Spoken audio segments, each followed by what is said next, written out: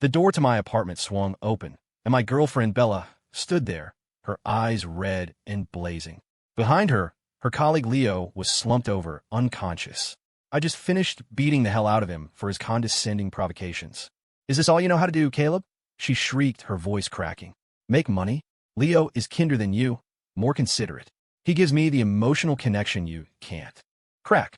The sound of my hand connecting with her perfect face echoed in the foyer. That bastard can't even afford a damn studio apartment in this city, and he's got a whole family of leeches draining him dry. I snarl, my knuckles stinging. Let's see what kind of emotional connection he can give you when you don't have the foundation I built for you. Bella, a trickle of blood at the corner of her mouth, stared at me in shock. I pointed to the door. She helped the dead weight of Leo to his feet and stumbled out, heading for the hospital. I grabbed my jacket and walked out into the city night to clear my head. The midnight air was cold, but my mind was still on fire with the argument. It was her birthday. I'd arranged everything perfectly. Catered spread from her favorite Michelin-starred fusion place, the whole apartment decorated. But she'd walked in with him, and Leo, all smarmy confidence and passive aggression, had immediately started picking everything apart. He made it less than 30 minutes before my fist did the talking.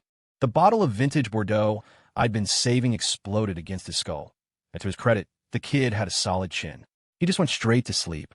Bella had shoved me away, cradling Leo on the sofa, her eyes a mix of fury and disbelief. "Are you insane, Caleb? Leo just has a dark sense of humor. Can't you take a joke?" "Yeah," I'd scoffed, wiping wine from my hands. "And I have a hands-on personality. Looks like he couldn't take that, either. You went too far. He came here to celebrate my birthday, made a few jokes, and you nearly killed him." "Jokes? You call that a joke?" I shot back. "He claimed he was allergic to mangoes and threw the custom cake I got you, your favorite, in the trash. He took his chopsticks and stirred through every single catering dish, complaining that nothing was to his taste and he'd rather just order takeout. When I was pouring soup, he stood 6 feet away and still managed to accidentally spill it all over me. You don't beat a snake like that senseless. You save him for what? A Christmas present." A sudden, chilling sense of unfamiliarity washed over me. I'd never seen her be so willfully blind. She opened her mouth, but no defense came out. When one line of attack failed, she just switched tactics. "All you ever do is work, Caleb. You have no idea how to be there for someone, how to care. Leo is just a colleague, and even he remembered my birthday. Being good to someone isn't just about buying them things. Emotional value is important, too." The irony was staggering. I'd worked myself to the bone to give her the world. If she so much as glanced at something in a shop window, it was hers, no questions asked. And now, all that effort was worth less than a colleague remembering her birthday. "Fine," I said, my voice dangerously low. "Since he's so good at providing emotional value, you can get the hell out with him. I'd love to see what kind of emotional support a guy who can't even afford his own damn studio apartment can offer you." That set her off. She shot up from the sofa, stalking toward me, her finger with its blood-red nail jabbing at my face. "That's where Leo is better than you," she sneered. "You're almost 30 and you have all the charm of a rock. No woman would ever want you except me." That's when I slapped her. "Take your considerate colleague and get out. Now, before I throw both of you out." Bella wiped the blood from her lip, looking at me like I was a stranger, a monster. Had he really lost it? The man who used to treat her like a queen, who cherished her. "I'm leaving," she said, her voice trembling with rage. "Don't you dare regret this." She struggled to haul Leo out the door. Caleb was acting too strangely today. Better let him cool off. He'd come crawling back eventually, begging for forgiveness. But she wouldn't make it easy for him. Watching the woman who once looked at me with nothing but love now gaze with only disdain for me and concern for another man. Our 3 years together felt like a joke. A bitter ache settled in my chest. After they left, I grabbed my coat and stormed out. A blast of wind sobered me up. I looked around and realized I'd wandered into the Neon Quarter, the city's main entertainment district. My eyes caught on 3 young, stylish girls huddled outside a 24-hour ramen joint, their faces a mix of longing and frustration. "God, I want some so bad," the one with a high ponytail and a crop top said, licking her lips. "I love this place, especially with that thick layer of chili crisp they pour on top." "My stomach has been screaming at me all day," said the girl with pink hair, fidgeting with her phone. "I had 1 egg and a bowl of oatmeal this morning, and that's it." "Yeah, but..." The third girl, in ripped jeans and an assortment of silver earrings, pulled up her banking app. The balance read $18. 32. That's not even enough for one of us, let alone all 3. If our stream doesn't take off soon, we're not just going to be hungry, we're going to be sleeping on park benches. I looked at them, Bella's words echoing in my head. An idea formed. I walked over. Go on in, I said. It's on me tonight. 3 pairs of wide eyes snapped toward me. The ponytail girl recovered first, a huge grin spreading across her face. Whoa, dude, you're awesome. Are you an actual angel? The pink-haired girl nodded furiously. Thank you. You're seriously handsome. You ever think about being an influencer? We're experts. With your looks, you'd blow up. I managed a small smile. You can't even afford dinner, and you're thinking about marketing someone else. The girl with the earrings, though quieter, gave me a sincere look. Seriously, thank you. We haven't had a decent meal in days. I found a booth, and a few minutes later, they slid in across from me, each with a steaming bowl of ramen. They'd gotten one for me, too. So what's your name, handsome? The ponytail girl asked, slurping noodles.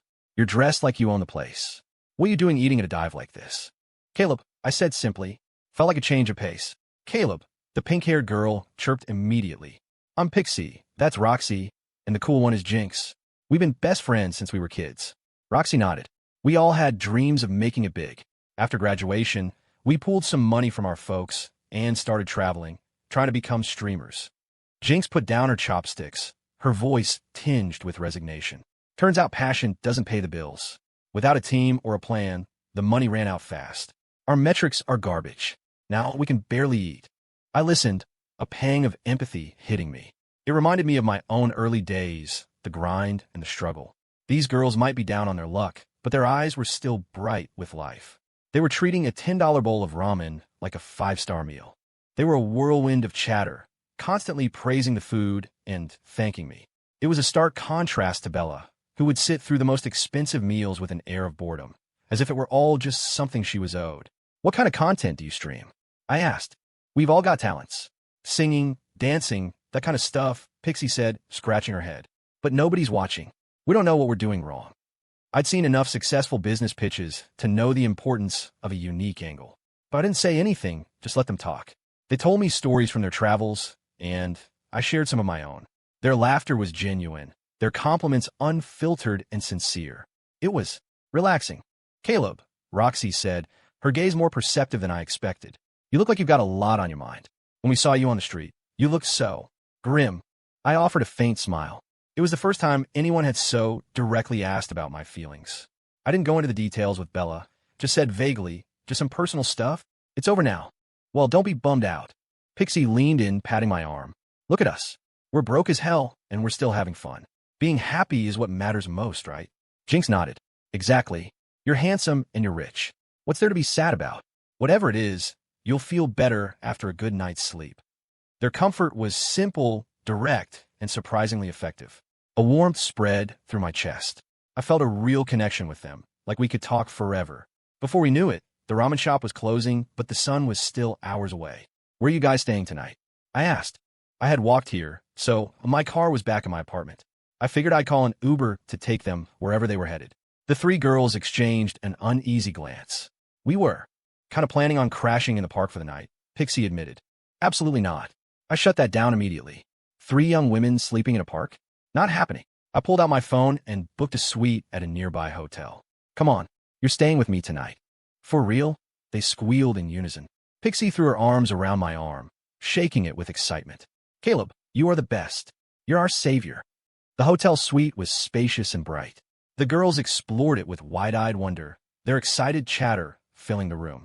I leaned back on the sofa, watching their infectious energy, and felt a sense of peace I hadn't experienced in a long time. I'd spent a couple $100 on them, and they were calling me a hero, a savior. It was a fraction of what I spent on Bella, yet all I ever got from her was criticism and cheap shots about my emotional availability. Just then my phone buzzed. Bella's name flashed on the screen. Still furious, I declined the call without a second thought and powered the phone off. Everything okay, Caleb? Roxy asked, noticing the shift in my mood. Yeah, nothing important. I waved it off, taking a sip of water. Now, tell me more about your streaming ideas. I want to hear your pitch. They immediately gathered around me, launching into their plans. I offered a few suggestions, and the atmosphere was electric with creative energy. Before we knew it, the sky outside was turning a soft gray. We had talked all night, eventually passing out right there on the couches. I was in the middle, surrounded by the 3 girls, a genuine smile on my face for the first time in ages. I woke up around 10 the next morning. Pixie was using my arm as a pillow, Roxy was leaning against my shoulder, and Jinx was curled up at my feet. All three were fast asleep, smiles on their faces. I carefully slipped my arm out from under Pixie, got up, and washed my face. When I woke them, they all blushed, realizing how they'd fallen asleep. "Sorry, Caleb," Pixie mumbled, her face bright red. "We were just so tired." "Don't worry about it," I said with a smile. "Come on, let's get some breakfast." The hotel's breakfast buffet was a feast. The girls loaded their plates like squirrels preparing for winter, their unabashed joy making me feel even better. "Caleb," Roxy began hesitantly, halfway through her waffle. "We wanted to ask you something." "Go ahead." I put down my fork. Pixie took a deep breath. "We know you're a good guy. We were wondering if you could help us out a little more. We really want to keep streaming, but we don't even have money for food. If this doesn't work, we'll have to go home and get dead-end jobs." Jinx added, "You're a business owner, Caleb. You could sign us. Start a small media company. If we get big, we could do brand deals for you, starring your ads." I had to admit, Jinx had a sharp mind. I looked at their hopeful faces, and an idea clicked. Internet audiences were tired of polished, perfect influencers. They craved authenticity, something raw and real. These three girls were vibrant, genuine, and had this unique, edgy alt-girl vibe. If I could package that correctly, they could be huge. "I have an idea," I said, meeting their gaze. "We'll film a series of TikToks. The theme will be $100 one day with three alt-girls. Each episode, we find a guest who has to entertain you for a full day on a $100 budget. They'll have to find the cheapest, most fun things to do. I'll be the first guest." Their eyes lit up. "That's brilliant," Pixie exclaimed. "A whole day of fun for just $100? People would totally watch that, and we're experts at balling on a budget." Roxy added, "We wouldn't even have to act." Jinx nodded, impressed. "Caleb, you're a genius. This is going to blow up. We got to work immediately." I had my assistant drop off some professional camera gear, and after a quick setup, we started a live stream, filming for the TikTok at the same time. Our first stop was a massive vintage market on the outskirts of the city, a labyrinth of stalls selling cheap, gaudy clothes that were perfect for their aesthetic. "Caleb, this jacket with the rhinestone skull is so you," Pixie said, throwing a bright yellow leopard print coat over my shoulders. Roxy held up a pair of skin-tight silver pants. "And these, you'll be a total showstopper. Everyone will be looking at you." Jinx completed the look with a pair of oversized sunglasses and a chunky, gold-plated chain. The finishing touch. I looked at my reflection, a chaotic mess of clashing patterns and cheap bling. I was the polar opposite of my usual tailored suit CEO self. I couldn't help but laugh. The girls were howling beside me, and the live stream chat was exploding. El Mayo is the CEO having a breakdown. "These girls are hilarious. So real. $100 for a whole day? Did he just blow the budget on that outfit? Need to see the rest." Next, we hit a boba shop for oversized drinks with extra pearls. For lunch, we gorged on food truck tacos, loaded fries, and corn dogs. We spent the afternoon in a cheap accessory store, buying piles of flashy earrings and bracelets. By evening, we were at a karaoke bar, and the girls had me singing and dancing. We ended the night at a barbecue joint, eating ribs, drinking cheap beer, and talking for hours. We definitely went over the $100 budget, but for the first episode, it was worth it. The viewers loved it, and locals started flooding the chat with suggestions for their own favorite cheap spots. After a professional edit, the video went live. Within 2 hours, it was trending. People were drawn to the raw, unfiltered fun. The girl's follower count skyrocketed. And across town, in her sterile corporate office, Bella was scrolling through her feed when our video popped up. She stared at the screen. There was Caleb, dressed in the most ridiculous outfit she'd ever seen, surrounded by three flashy, young women. He was laughing, a relaxed, genuine laugh she hadn't seen in years. A white-hot rage flared her chest. "Unbelievable, Caleb," she hissed, her knuckles white as she gripped her phone. "You won't answer my calls, you won't reply to my texts, but you have time to run around with these tramps to spite me? You think this will make me come crawling back? Dream on." She had felt a pang of regret the day after their fight, had even considered calling to apologize for her harsh words. But seeing this video, all guilt evaporated, replaced by a fierce competitive anger. "Bella, you okay? You don't look so good," Leo said, sliding a cup of her favorite black tea on her desk. His voice was laced with faux concern, but his eyes held a glint of triumph. He'd seen the video too. Bella looked up at him, and a plan formed. A cold smile touched her lips as she pocketed her phone. "I'm fine. Are you free tonight? I want to go shopping." Leo couldn't believe his luck. The office ice queen was asking him out. "Of course. Anything you want, Bella. I'm all yours." He'd been sucking up to her for months just to get to this point. If he could lock down a woman this beautiful and wealthy, he'd be set for life. Bella deliberately chose the most expensive mall in the city. She bought the latest designer handbag and tried on diamond necklaces. With every purchase, she had Leo take a picture. She carefully edited each one and posted it to her Instagram story with the caption, "This is what life is supposed to feel like. Cherished." In every shot, Leo was strategically visible, a shoulder in the frame, his reflection in a mirror. She made sure the post was public, then sat back, sipping her tea, waiting for the inevitable furious call from Caleb. But the night passed in silence. The only notifications she got were likes and comments from a few coworkers. Meanwhile, I was busy brainstorming the next video with the girls. When the Instagram notification popped up, I glanced at it, saw the picture of Bella and Leo, and felt nothing. "Who's that, Caleb?" Roxy asked, noticing my pause. "Nobody." I opened the app, went to Bella's profile, found the post, and hit block. My feelings for her had died the moment I'd thrown her out. I had spent years trying to tolerate her moods and meet her endless demands, but her entitlement and constant criticism had eroded all my patience. Now, surrounded by 3 girls who brought nothing but laughter and support, I was finally living the life I was supposed to. I put my phone down and smiled at the girls. "All right, let's talk about the next episode. How about a $500 night market challenge?" $100 was a little tight. 500 gives us more to play with. We can get better content out of it. "Yes, let's do it." Pixie's hand shot up. "Night markets have the best food. It'll be awesome." "We could add an interactive part," Roxy suggested. "Let the fans vote on what we eat." Jinx nodded. "And we could even invite a fan to join us. Boost engagement." They chattered excitedly as I called my assistant to prep the gear for the next day. Across town, Bella waited all night for a reaction that never came. When she checked Caleb's profile and saw the blank screen where his post used to be, she realized what had happened. She'd been blocked. "Caleb!" she screamed, slamming her phone on the table. "You think blocking me is the end of it? You wish." She snatched her phone back up and texted Leo, "Book us a flight. We're going on a beach vacation tomorrow." Leo's reply was instant, a smug smile on his face. "You got it, Bella." Bella stared at her phone, her eyes burning with defiance. She refused to believe Caleb could just throw away 3 years of history. She would make him regret it. She would make him come begging for her. She had no idea that at that very moment, she was the furthest thing from his mind. He was already completely absorbed in his new venture with the 3 girls who had unexpectedly crashed into his life. The next few days were a blur of activity. After handling my corporate duties, I'd meet up with Pixie, Roxy, and Jinx for intense filming sessions.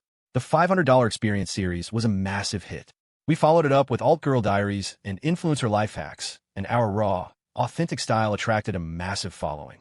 In just 1 week, their joint account blew past 1 million followers, then quickly climbed to 3 million. Established streamers were reaching out for collaborations. Their live streams consistently had over 100,000 concurrent viewers, donations poured in, and brand deals started rolling in. Caleb, that snack company we signed with, just sent over the samples. Pixie burst in, carrying a huge box. "So much good stuff. We could do a giveaway for the fans during the stream." Roxy, tracking their metrics, looked up with a grin.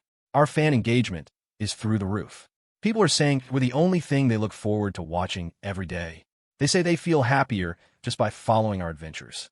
Jinx was busy replying to emails. "A few major brands want to work with us on ad campaigns, and a reality show just sent an inquiry. Should we consider it?" I sat on the sofa, watching them, genuinely happy for their success. I'd started this on a whim, setting up a small production studio and hiring a professional team to help them, and now it was a legitimate business. And in the process, I'd found a new passion and successfully broken into a whole new industry. "Screen the ad and show offers carefully," I advised. "Only work with brands that fit our style and have solid products. We can't betray our fans' trust." "You got it, boss," they replied in unison, their eyes shining with admiration. They were no longer the broke, struggling dreamers I'd met outside a ramen shop. They had stable incomes, a loyal fan base, and were closer than ever to their dreams. And they knew it was all thanks to me. Their affection was palpable. They orbited around me constantly, taking care of every little thing. That night, after a marathon stream, Pixie suggested, "Caleb, we've been grinding so hard. Let's go out for hot pot tonight to celebrate. I know this amazing Sichuan place that's so spicy it'll make your head spin." "Yes, I'm so in." Roxy and Jinx chimed in. "I'm craving it." I was game. We drove to the restaurant, got got a table by the window, and ordered the spiciest broth and a mountain of food. As the pot boiled, filling the air with a fragrant, spicy steam, we dug in, laughing and talking. Pixie and Roxy were having a contest to see who could handle the most spice, both sweating but refusing to back down. Then, a familiar voice cut through the noise. "Caleb." I looked up. Bella and Leo were standing a few tables away, staring at me. Bella was dressed in an elegant designer dress, her makeup flawless. Leo stood behind her like an accessory, holding several shopping bags, a smug, challenging look in his eyes. He clearly hadn't learned his lesson. The energy at our table died instantly. Pixie, Roxy, and Jinx stopped eating, their eyes darting between me and the newcomers. The air crackled with tension. Bella strode to our table, her arms crossed. Well, Caleb, living it up with your three little tramps, I see," she said, her voice dripping with condescension. "Not a single call in days, and you blocked me? I think you owe me an explanation." Her voice wasn't loud, but it was sharp enough to turn heads. I put down my chopsticks, my voice flat. "Bella, we're done. I don't owe you anything. Where was my explanation when you let this two-faced parasite insult me in my own home?" Hearing me call out his family's financial troubles, Leo's face flushed crimson. It was his sore spot. His entire family was disabled, and he was their sole provider, which was the main reason he was so desperate to latch onto Bella. "You." He took a step forward, fists clenched, then seemed to remember how our last encounter ended. He stopped. "You're a brute. I won't lower myself to your level." "Moof." I couldn't be bothered to look at him. "You're a waste of space. Get lost." Bella sneered. "Done? After 3 years, you think you can just say we're done? You think you can replace me with these things?" Like a flash, Pixie was on her feet, planting herself in front of me. "You watch your mouth. Who are you calling tramps? We're Caleb's friends, and we're a hell of a lot better than some ungrateful woman who doesn't know what she has." "Exactly," Roxy added. "Caleb is an amazing guy. You didn't appreciate him, and now you show up with your little boy toy and have the nerve to blame him?" Jinx said nothing, but her cold stare was more intimidating than any insult. The three of them formed a protective wall in front of me. I didn't need it, but the loyalty felt damn good. I put a hand on Pixie's shoulder, urging her to sit. "If you came here to start a fight, you can leave," I told Bella, my patience wearing thin. "Don't ruin our dinner." Just then, Leo stepped forward, placing a gentle hand on Bella's arm. "Caleb, please don't be angry," he said in a placating tone. "Bella just cares about you so much. She hasn't done anything to betray you, but seeing you being so intimate with these 3 women, it really hurt her. Just explain yourself, and we can all calm down." The words were conciliatory, but his eyes were filled with smug satisfaction. He even shot me a subtle, condescending smirk. "Explain myself?" I laughed, a cold, sharp sound. Then, with all my strength, I swung my open hand across his face. The slap echoed through the restaurant. Stars exploded in Leo's vision. Bella jumped in. "Our relationship is completely above board. Unlike you, running around with these girls." "We're more above board than you'll ever be," Pixie retorted. "Our whole lives are on our live stream. We work together, we hang out together. That's a lot better than whatever shady stuff you two are up to. Besides, Caleb blocked you. You have no right to tell him what to do." "I'm his girlfriend," Bella shrieked. "You were," Roxy corrected her sharply. "He's not into you anymore. Take your boy toy and get out of here." The term boy toy was the final straw for Leo. His head was still ringing from the slap, and public humiliation was setting in. He'd been holding back, but being openly mocked by some pink-haired girl was too much. He lost it, grabbing a beer bottle from the next table and lunging toward the girls. My reaction was pure instinct. I grabbed the heavy pot of boiling, bubbling hot pot from the center of our table and hurled its entire contents at him. A piercing scream ripped through the restaurant as the molten hot, chili-infused oil splattered across Leo's face and chest. You could almost hear the sizzle of his skin. The searing pain sent him to the floor, writhing and howling, tears and snot streaming down his face. Bella stood frozen, her face ashen with horror. Pixie, Roxy, and Jinx were momentarily stunned, shocked by my violent reaction, but a flash of triumphant satisfaction crossed their faces. I looked down at the pathetic man, squirming on the floor, then turned to the catatonic Bella. "Get him to a hospital. I'll cover the bill." To the girls, I said, "Let's go. We'll eat somewhere else." "You got it, Caleb," they chirped, and, as we left, they didn't forget to shoot a triumphant glare at Leo. We walked out of the restaurant, leaving behind the chaos and Leo's agonized cries. Once we were outside, Pixie cheered. "Caleb, that was so badass. He totally deserved that." "Yeah, That's how you deal with a snake like him. Roxy agreed. Jinx, ever the pragmatist, added, but Caleb, aren't you worried he'll call the cops? I smiled. Don't worry. I can handle it. Besides, he came at you with a weapon. It was self-defense. More importantly, I knew Bella. Her pride and vanity were her weaknesses. A public scandal would tarnish her reputation. And based on her reaction today, she still had feelings for me. She wouldn't let me get into trouble. And I was right. Furious and panicked, Bella ultimately bullied Leo into silence, paying him off to keep his mouth shut and prevent the incident from going public. After that night, the girls' popularity exploded. Their follower count blew past 5 million, making them one of the hottest influencer groups on the platform. Their content became more diverse and sophisticated.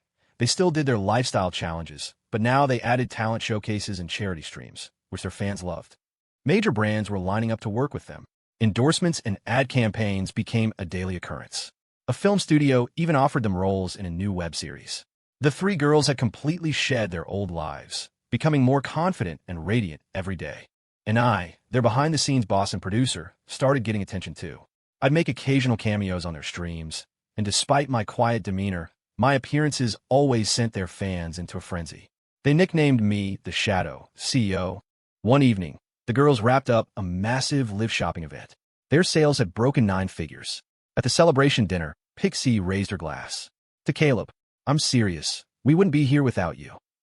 Roxy lifted hers. To Caleb, we're sticking with you forever, so don't even think about getting rid of us. Jinx simply said, same here. I smiled, clinking my glass against theirs. This was all your hard work. I just gave you a little push. You're too modest, Caleb, Pixie said. If you hadn't found us, given us a plan, and signed us, we'd probably be stuck in some dead-end 9-to-5 right now. Her comment was met with laughter. Just then my phone rang. An unknown number. I hesitated, then answered. Caleb, it's me. It was Bella. Her voice was thick with tears. My good mood soured. What do you want? I asked coldly. Caleb, I was wrong, she sobbed. I was horrible to you. I shouldn't have lost my temper. I shouldn't have been so close with Leo. I shouldn't have said those hurtful things. Can you please give me another chance? Can we get back together? I was stunned by her sudden plea, but I felt no emotion except a detached sense of irony. Bella, we're over. No, we're not, she insisted. We were together for 3 years. We had something real. We can't just throw it away. Caleb, I know you still love me. Otherwise, you wouldn't have cared so much about me and Leo. I almost laughed out loud. I didn't care who you were with. I cared that you had no boundaries and that you let someone disrespect me to my face. My voice remained flat and cold. And besides, I'm happy now. I have no desire to go back to how things were. Happy? You call this happiness? Messing around with those 3 tramps. Her voice turned shrill again, before she caught herself, her tone shifting to desperate pleading. Caleb, I know it's just a phase. They're not serious people. They only want your money. They don't really care about you. Only I do. I truly love you. Please come back. I'll never lose my temper again. I'll be good to you. I'll support your work. I'll give you the life you want. I snorted, looking over at the 3 girls who were laughing and joking at the other end of the table. The light in their eyes was real. Their concern for me was real.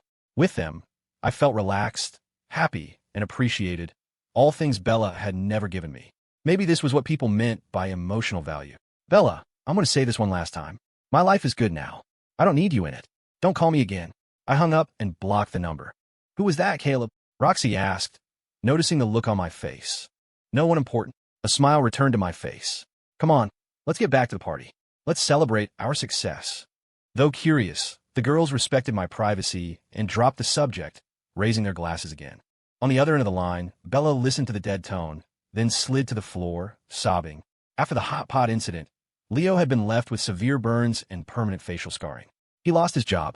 Bella paid him a settlement and then cut him off completely, leaving him and his dependent family to fend for themselves.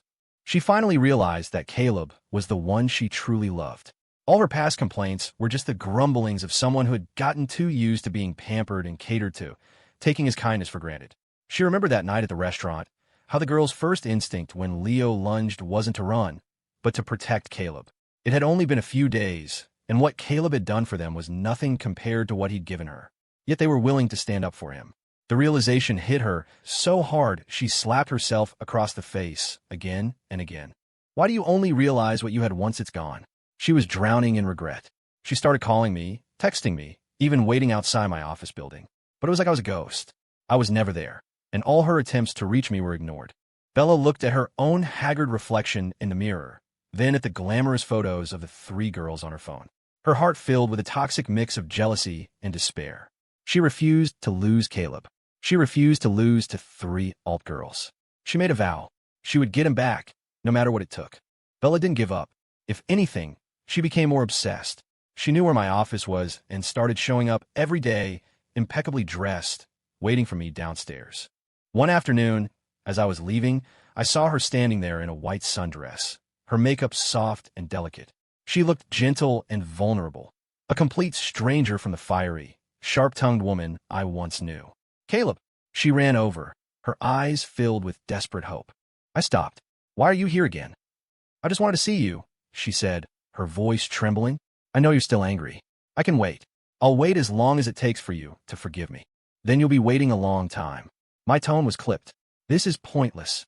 It's not pointless, she cried. If there's a chance you'll take me back, then anything is worth it. Caleb, I know I was wrong. Just give me one more chance. I'll change, I promise. I'll change my temper, my selfishness.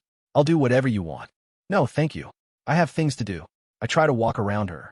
Caleb, she grabbed my arm, tears streaming down her face. Don't go. I know you're with those girls now, but they're not right for you. They're just internet trash. They're not in your world. We are. We're the ones who belong together. I'll decide who's right for me, I said, yanking my arm free. I like being with them. They make me happy.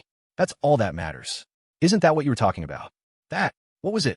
I tapped my temple, feigning deep thought. Oh, right. Emotional value. The happiness you have with them is temporary, she sobbed. Once the novelty wears off, you'll see that I'm the one who's best for you. Caleb, don't let them fool you. Even if I'm being fooled, I'm enjoying the ride, I said coldly. Bella, I suggest you find some self-respect and stop harassing me. Otherwise, I'll have security remove you. Without another glance, I walked to my car. Bella watched me go, her body shaking with sobs. But she didn't give up. The next day, she was there again. Then she started waiting outside my apartment building. My building was a high-end complex with tight security. Bella couldn't get in, so she waited at the gate from morning until night. That evening, I came home with Pixie, Roxy, and Jinx. We saw her huddled on a bench near the entrance. Her face was pale, and the once proud, commanding executive now looked small and pathetic. Caleb, what is she doing here? Pixie whispered, pointing. I just shook my head, not wanting to engage. My only goal was to get inside without a scene. But she saw us. Caleb. She scrambled to her feet and ran toward us.